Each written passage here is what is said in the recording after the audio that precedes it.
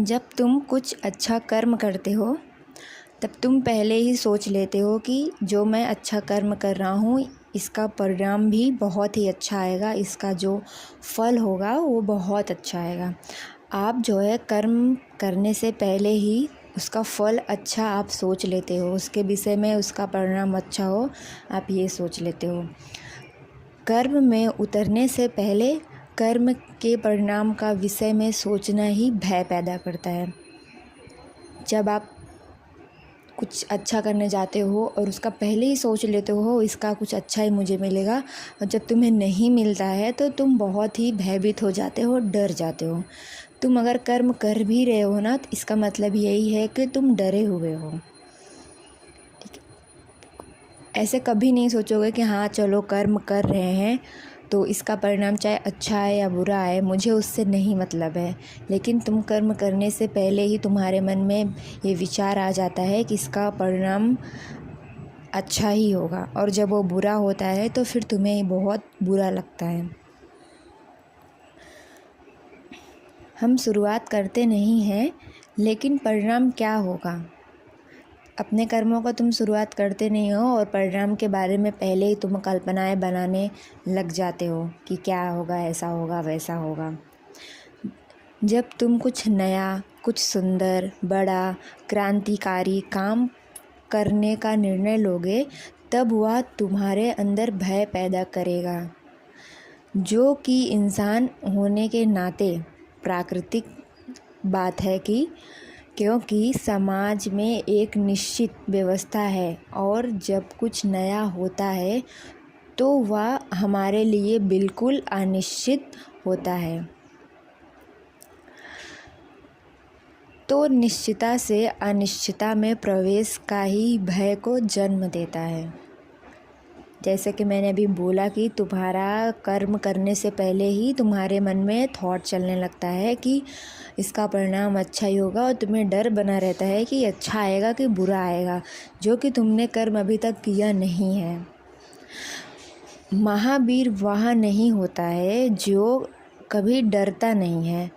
महावीर तो वह है जो डर कर भाग नहीं जाता, बल्कि डरते डरते भी आगे ही बढ़ता है, कभी वो पीछे नहीं हटता है। ध्यान रखना, डर तभी तक है जब तक तुम कर्म में नहीं उतरे हो। जैसे ही कर्म में उतरोगे तब मन के पास विचार के लिए समय नहीं बचेगा, क्योंकि तब आपका मन जो है, जो आप कर्म कर रहे हो उसके प्रति विचार होना शुरू हो जाता है, तो भय भी नहीं रहेगा। क्योंकि भय केवल विचार ही तो है। यदि कल्पना यह कहती है कि परिणाम बुरा होगा तो हम इतने भयभीत क्यों हो जाते हैं कि शुरुआत ही नहीं करते। और कल्पना यदि यह कहती है कि परिणाम अच्छा होगा तो कर्म के दौरान यह भय बना रहता है कि कुछ गड़बड़ ना हो जाए। परिणाम के विषय में कल्पना ना करें, अपितु कर्म को देखकर ही वह उचित है। कर्म उचित है तो कूदना पड़ेगा। कर्म का सही होना अपने आप में पुरस्कार है। सारी समस्या ही यही होती है कि हमारा कर्म ही ऐसा नहीं होता कि उसे प्रेम में हम स्वयं से मुक्त को पाएं। इसीलिए फिर उसे परिणाम के विषय में सोचते हैं, कर्म उचित होना चाहिए। तुम चाहे सत्य को चुनो अथवा असत्य को, भय दोनों तरफ है, दुख और संघर्ष दोनों तरफ है।